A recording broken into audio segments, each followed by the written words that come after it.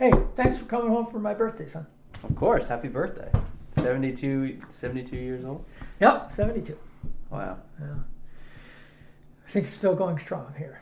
Hopefully. That's good. Hopefully with this election coming up. Right? Oh, election. Yeah. Hey, you know what?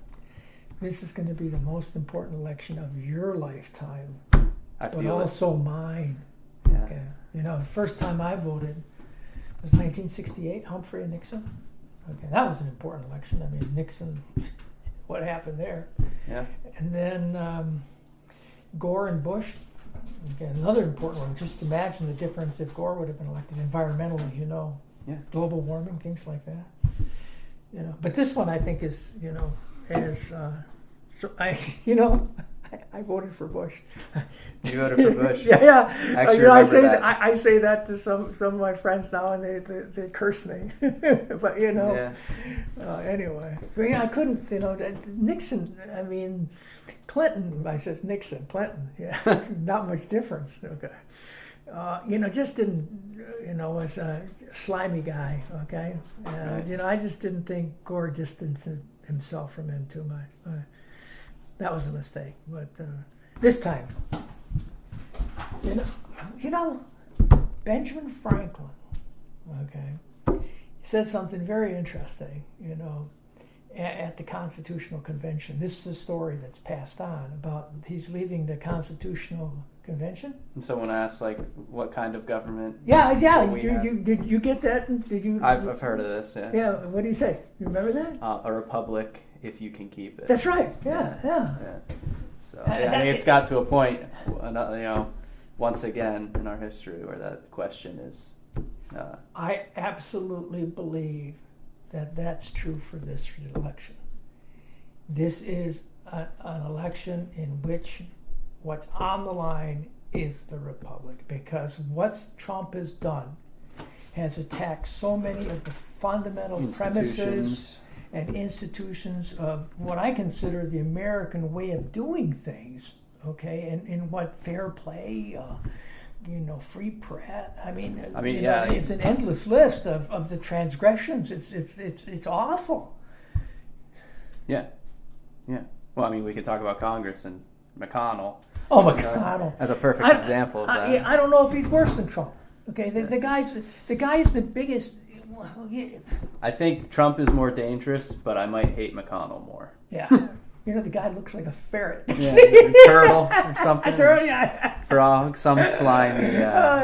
But you know, the whole thing about, you know, when he was minority leader and they were trying to, the Democrats were doing things, they were following process. Yeah. And then when he gets, the guy, you know, he does things, pushes through stuff, no hearings. Yep.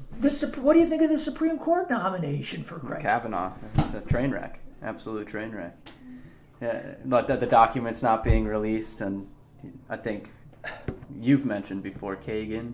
Yeah, you know what they did for Kagan. You know, they asked, you know, everything about her, including, you know, permission slips from grade school when she went to the bathroom. You know, whether they were signed right. But not for Kavanaugh. I know. No, it's okay. We'll withhold these documents. No wrongdoing. And those are, some of them are substantial documents. They're not frivolous. You know, from his time in the Bush presidency. Yeah. But it's okay when the Republicans do it. But if the Democrats try, then they're up in arms. Yeah. You know, we need I'm voting straight Democratic for the first time in my life. You know, I've sorted through things, and it got it. The Republicans have to be punished. You know, I can't say, you know, maybe that's a. Yeah, they have to be punished. They have to be punished for this kind of... They have to be put in their place, yeah. No, I mean, Trump's, you know, all the Republicans that facilitate Trump and allow him to continue doing the things. I mean, you know, this is about, you know... saying something and then, you know, not doing it, or, you know, not standing by your little criticism. You know? Yeah. So Trump does something, okay? Paul Ryan says, "Oh, that's, you know, that isn't the way I would say it." Nothing happened. Right. They're all just covering their own backs, you know. Yeah. What you know? This whole like, I'm going up for re-election, so I gotta be careful about what I say. You know, that's what a lot of this is. I can't denounce the president and what he said because, you know, that might hurt my support from the base because they all love him. It's like, just do what's right. Yeah, they're gutless. Yeah, just flat completely gutless. Yeah, Or we need to bring the Democrats back into Congress, majorities, and hopefully both the House and the Senate. And then they have to start holding people accountable and actually following the rules. But what you need is a tsunami. You need blue tsunami. You need the message to go out that the people have risen up, okay, and said, we don't want you to do business like you've been doing business, okay? Yeah. And enough is enough. Yeah, enough is enough. Okay. Yep. Yeah, that's what has to, and it has to be huge. Okay. Yep. Nothing less. Okay. So are you? So what are you doing in this area? Well, the guy who's running in this district here, it's the district that Barletta was in. Right, for Okay, Congress? No, he's running for Senate now. Yeah, for Congress. Okay. This is Barletta's district. Yep. And so there's the Democrats guy's name is Denny Wolf. He's a farmer from up the road here. Okay. Good guy. You've met him? No, but I've read about him, seen his stuff, and I'm going to support him. Okay. Oh, I've for the first time in my life, I've started getting really kind of involved. I mean, Trump has got me energized, I guess, like a lot of other people. So I contributed to Connor Lamb, the guy in Western Pennsylvania. In then there was area, Then there was that woman who was running in a special election in Arizona, and then just last month there was this guy in Ohio. $100 each. And I'm going to do the same, maybe even more for Wolf here, and I'll go down to the local office and do whatever they need to help. You're going to volunteer this year? Yeah. Right. I mean, hey. Have you ever, in all since '68, in all the elections you've been involved in? Hey, what? You got to keep it. Yeah. It's the Republic. We got to keep it. It's about the Republic. I know for me, down in the Lehigh Valley, I have one of those, or I had one of those representatives that was a moderate Republican who got too scared to try to run again and maintain their seat, so they retired. That was Charlie Dent, but now it looks like I'm going to be voting for Susan Wild. Yeah. So I haven't yet, but I plan on giving to her. And hey, I'll give you. I'll write the check for $100 for. You're going to front me. I'll front you for that. Okay? All right. Well, hey, that's nice. You're still getting started here. I'll do that. Well, that's a good district to win. It's one that I think if people get energized, and especially youth, the reason that Clinton lost was because they didn't get the same youth turnout. You've got to get your generation to get off its devices, okay? Instead of sending cute stuff, whether it's a photo or a quip or whatever. You got to get. Let's take a second to talk about something that does relate to the devices that is important to millennials, and that's net neutrality.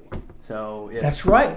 Yeah, that's something the Democrats are pushing, not the Republicans. So if millennials want, if none of the other issues are important to them, that's because it's about bucks from donors. Come on. Right. Yeah. But yes, we do have to get involved. We need to get out there. I think it's telling that you're getting involved in politics. I'm trying to get involved, and we've never been involved before. Yeah. So people and we're not the only ones from everything we've seen. Right. Just got to keep pushing, and just got to be energized and stick with it. But accountability has to be restored. Yeah. And you got to. The Republicans have to pay a price for this colossal bad behavior. The facilitation of Trump and this cowardice. This, when they show up for McCain's funeral, nod their heads, and then they go back to business as usual. Yeah, McCain was a great man. Yeah. For these reasons, all of which, what a bunch of hypocrites. Politicians, right? Yeah. At least Democrats seem to follow the rules. Yeah. Yeah. That's a good start. Yeah, that's a good start. Yeah. Oh, isn't that novel? Follow the rules. Yeah. Oh man. Hey, maybe that's a concept. Maybe we should kind of promote. Run on that concept. I will follow the rules. I will actually follow the rules. Vote for me. Oh man, it's getting down to that simple. Yeah. Unbelievable. Yeah. So it's interesting that the energy that came out to vote for Trump is kind of, that force. There's a force being applied in reverse. Hey, Isaac Newton. Yeah, exactly. and that force is now this force that hopefully causes this blue tsunami that we need. So we need it badly. So a republic, if we can keep it, and that's what needs to happen. Yeah. In about 60 days now, right? Yeah. November. So. It's going to be worth the time and money. Yeah. Got to do it. So I think everyone out there who can should try to get involved in some way. Right. Yeah. That's the best course of action. So. And show up even if the lines are long. Show up and stay in line. Yeah. And you can send selfies when you're in line, right? Right. Yeah. And it's, okay, I'm up to this, and here's me voting. Bring extra bring a battery charger if you need to, your phone won't die, and you can stay in line for hours and vote. Yeah, that's how to promote it. Okay? Right. Yeah. meet some new friends. Right. Right. Yep. So, but we'll be there in November, and I hope everyone else is too. Yeah. So we got a lot of work to do. So, what's it looking what like? do you think? Drizzling a little bit. But... You want to go cut a load? Yeah, let's go cut a load. All right, let's do it. All right.